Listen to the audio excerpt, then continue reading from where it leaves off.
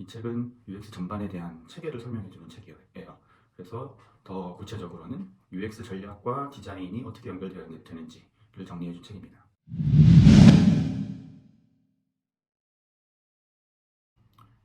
안녕하세요. 레인메이커 DH 대표 이동성입니다. UX 바이블 책 읽어주기, 오늘은 세 번째 시간이에요. 제가 고른 책은 경험 디자인의 요소라는 책입니다.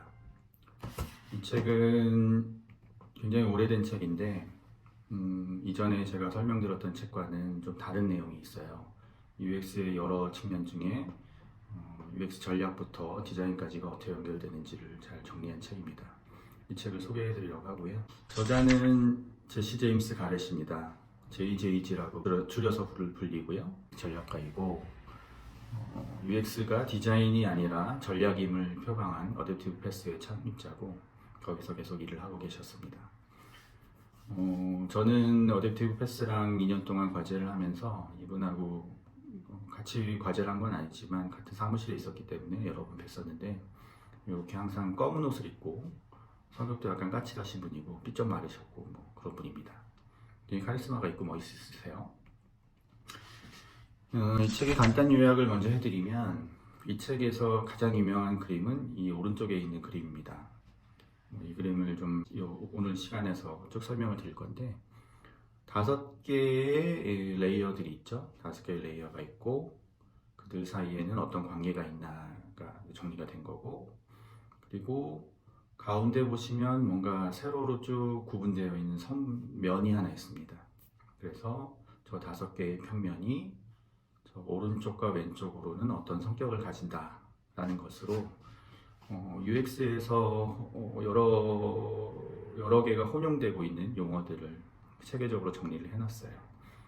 이게 실제로는 어떤 의미를 가지냐면, 저도 학교를 다니다가 회사를 갔더니 이제 UX에서 여러 가지 활동을 하더라고요. 사용성 평가도 하고 와이어프레임도 그리고 비주얼 디자인도 하고 상품 기획이랑 같이 뭐 정리도 하고 또는 컨텐츠에 대해서 논의도 하고 내비게이션 정리도 하고 굉장히 여러 가지 활동들이 있는데, 그 활동들이 제가 이 책을 보기 전에는 서로 어떤 연관계가 있는지를 잘 이해하지 못했었어요.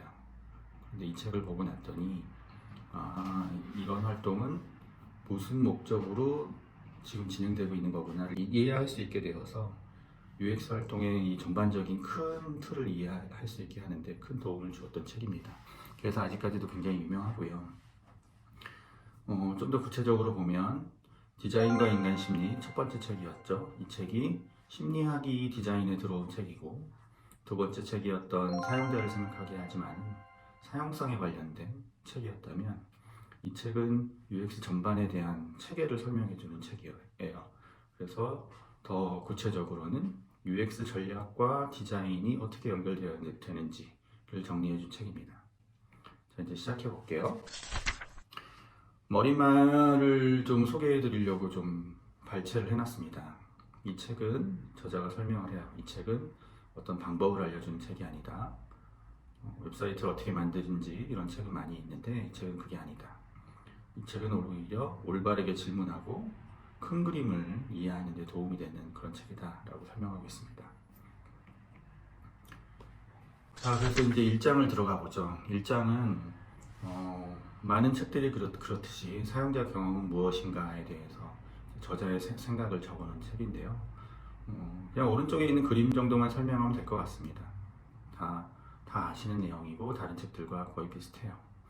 오른쪽에 있는 그림을 보시면 사용자가 어떤 웹사이트의 실제 구조를 보면서 어떤 웹사이트를 사용한다고 했을 때 오른쪽에 있는 것은 실제 구조에 대한 내용이지만 저 사용자는 저 전체 구조 중에서 일부만 사용하는 사용자이기 때문에 저 사용자한테는 저렇게 보여진다는 거죠.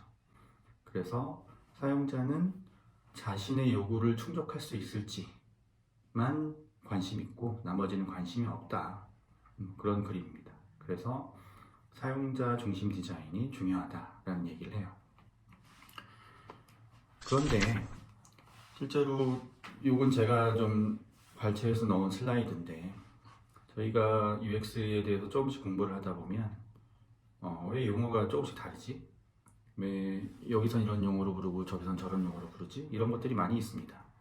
인터랙션 디자인과 인포메이션 아키텍처와 인포메이션 디자인 뭐가 다르지? 좀 의문스러울 때가 있고요. 또 컨텐트 얘기도 많이 나오죠. 컨텐트 디자인은 뭘까? 그리고 실제로 제가 주니어들하고 일을 할 때 보면 초기에 회사에 와서 초기에 가장 어려워하는 것은 전략부터 디자인이 연결되는 것에 대한 이해가 좀 떨어져요. 물론 그건 해봐야 늘어나는 거지만 실제로 전략부터 디자인이 어떻게 연결되는지에 대해서 굉장히 궁금한 점들이 많은데 이 책을 보면 좀 해소가 됩니다.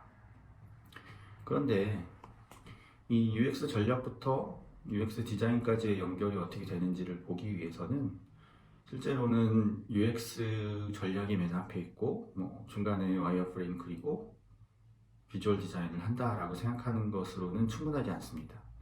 오히려 상품 개발이 어떻게 진행되는지를 이해하시면 훨씬 UX가 어떻게 쓰이는지에 대해서 더 잘 알 수 있게 되어요.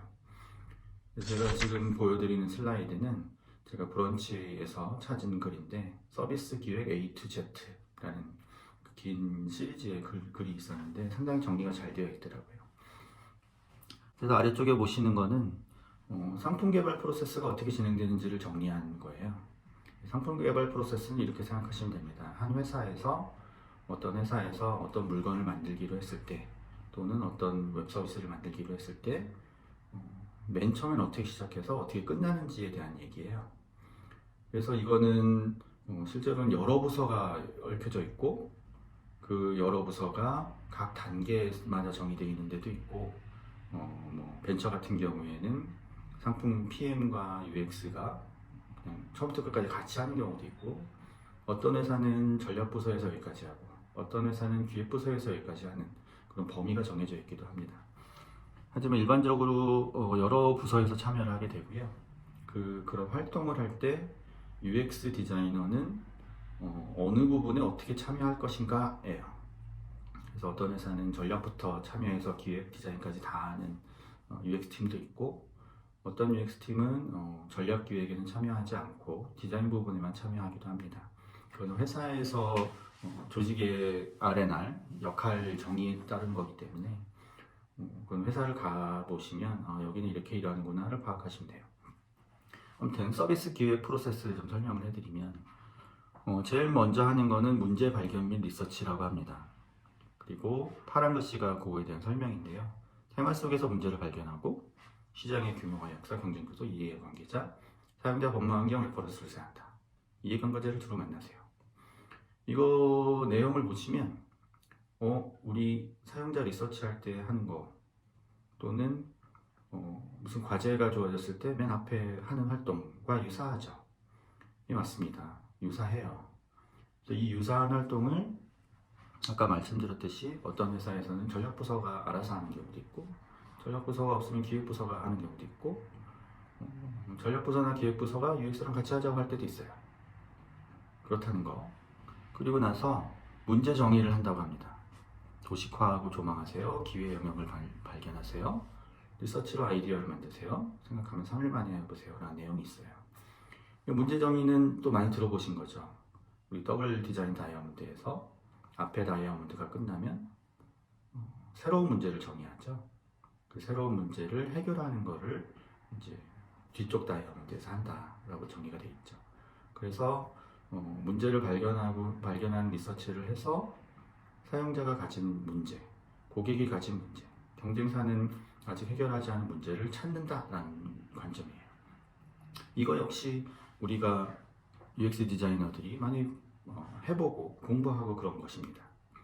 다음 단계로 가보죠. 솔루션 디자인. 솔루션 디자인은 그 문제를 어떻게 해결할지 이제 만들어보자입니다. 그래서 이해관계자를 설득하세요. 단계별로 나누어보세요.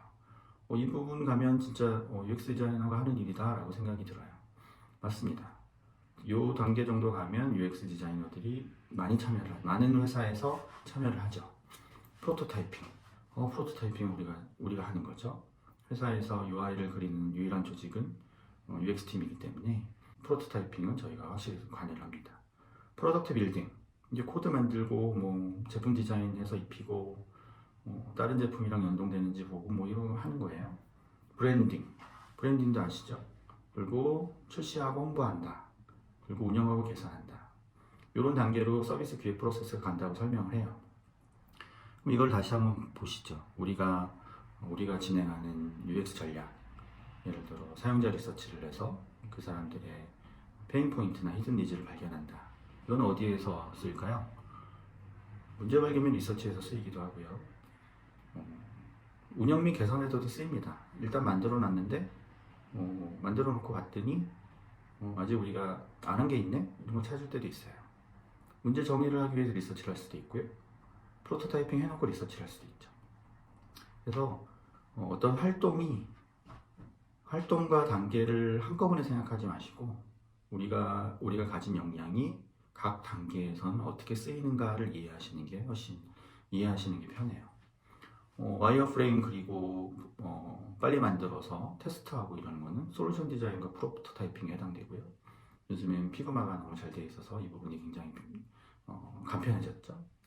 개발 쪽이랑 협업하면서 저희가 많은 UI 수정도 하고 추가하기도 하고 뭐 이런 걸 하는데 이건 프로덕트 빌딩이고요.